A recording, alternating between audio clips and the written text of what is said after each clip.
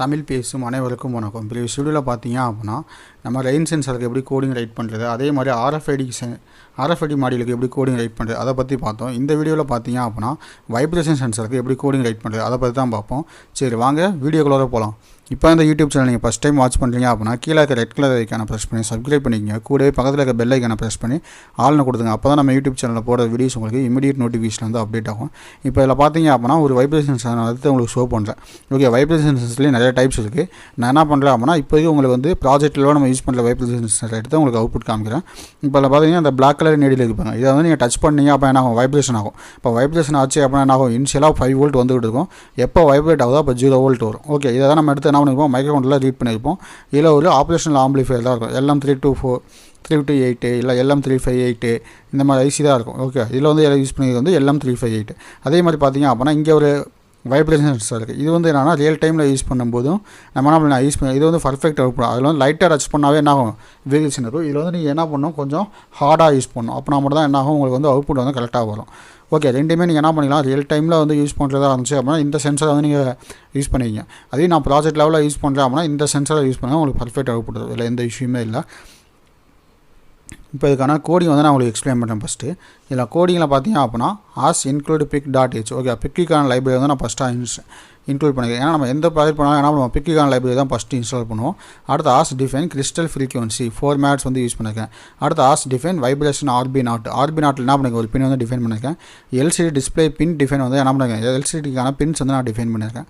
அடுத்து பார்த்தீங்க அப்படின்னா LCD கமாண்டு. அப்போ LCDயில் வந்து நான் என்ன பண்ணியிருக்கேன் அப்படின்னா டேட்டா சென்ட் பண்ணணுமா இல்லை கமாண்ட் சென்ட் பண்ணணுமா, அப்போ 0x80 இது எல்லாமே என்ன பண்ணுவேன், இந்த LCD கமாண்ட் ஃபங்க்ஷனை சென்ட் பண்ணுவேன். அப்போ நம்ம வந்து யூஸ் பண்ணுறது வந்து 4 பிட் LCD அப்படிங்கிற என்ன பண்ணுங்க, 2 டைம் போர்ட் D அப்படிங்கிறத நான் ரைட் பண்ணிருக்கேன். வேறெல்லாம் எந்த இஷ்யூ இல்லை. அடுத்து பார்த்தீங்க அப்படின்னா LCD டேட்டா ஃபங்க்ஷன் நான் welcome, hi, how are you இது எல்லாமே என்ன பண்ண போகிறேன் அப்படின்னா LCDயில் பின் பண்ணணும். அப்போ அதுக்காக டேட்டா ஃபங்க்ஷன் தான் நான் ரைட் பண்ணணும். அப்போ அதுக்காக தான் என்ன பண்ணுங்க, LCD டேட்டா இதுவும் 4 பிட் LCDங்கனால 2 டைம்ஸ் வந்து நான் ரைட் பண்ணியிருக்கேன்.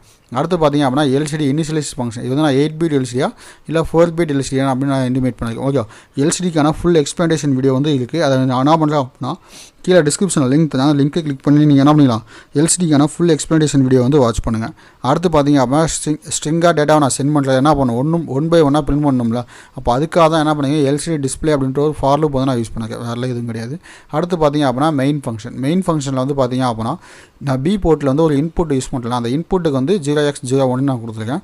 அதே மாதிரி D வந்து என்ன பண்ணியிருக்கேன், இனிஷியலாக 0 பண்ணிருக்கேன். LCD வந்து எப்போ ஆன் பண்ணணும், எப்போ ஆஃப் பண்ணணும், நான் என்ன டேட்டா சென்ட் பண்ணுறேன் அப்படி எல்லாமே நான் தான் சொல்ல போகிறேன். அப்போ நான் இனிஷியலாக அந்த பின் என்ன பண்ணிட்டேன், லோ பண்ணிட்டேன். அடுத்து 10 மில்லிசெகண்ட்ஸ் வெயிட் பண்ண சொல்லிட்டு LCD கமாண்ட் 0x80ல் வைப்ரேஷன் சென்சார் இன்டர்ஃபேஸ் PIC16F877A அப்படின்னு நான் போட்டேன். வேறு எதுவுமே கிடையாது. அடுத்து வந்து என்ன பண்ணியிருக்கேன், ஃபார் லூப் வச்சு டேட்டாவை ஷிஃப்ட் பண்ணியிருக்கேன். ஓகே, 0x18 அப்படின்னு என்ன பண்ணியிருக்கேன், டேட்டா வந்து நான் ஷிஃப்ட் பண்ணியிருக்கேன். ஓகே, அடுத்து வைப்ரேஷன் ஈக்குவல் டு எப்போ ரியல் டைம் டேட்டா வந்து என்ன இருக்குது அப்படிங்கிற என்ன பண்ணியிருக்கேன், பிரிண்ட் பண்ண சொல்லியிருக்கேன். அப்போ LCD_ டேட்டா வைப்ரேஷன் + 0x30. ஏன்னா நான் LCDயில் பிரிண்ட் பண்ணணும்னா என்ன பண்ண, ஒரு கேரக்டராக தான் பிரிண்ட் பண்ணணும். அதுக்காக தான் என்ன பண்ணியிருக்கேன் + 0x30 நான் போட்டிருக்கேன். வேறெல்லாம் எதுவுமே கிடையாது. இப்போ வந்து கம்பைல் பண்ணுறேன். ஓகே, கம்பைல் ஆகுது, வெயிட் பண்ணுங்கள். இப்போ கம்பைலில் வந்து பார்த்திங்க அப்படின்னா பில்டு சக்ஸஸ்ஃபுல்னு வந்துருச்சு. அப்போ கோடிங்கில் வந்து எந்த ஒரு மிஸ்டேக்கும் இல்லை. ஓகே, அப்போ அதுக்கான சிமுலேஷன் வந்து நான் ஓப்பன் பண்ணுறேன். ஓகே, இதுக்கான சிமுலேஷனில் வந்து பார்த்தீங்க அப்படின்னா ஆல்ரெடி நான் ப்ளே பண்ணால வைப்ரேஷன் ஈக்குவல் டு 0 காமிக்குது. நான் எகைன் ஸ்டாப் பண்ணிட்டு ப்ளே பண்ணுறேன். இப்போ பார்த்தீங்க அப்படின்னா வைப்ரேஷன் சென்சார் இன்டர்ஃபேஸ் PIC16F877A. அப்போ என்ன ஆகும், டேட்டா 1 by 1 ஸ்க்ரோலிங் ஆகும்.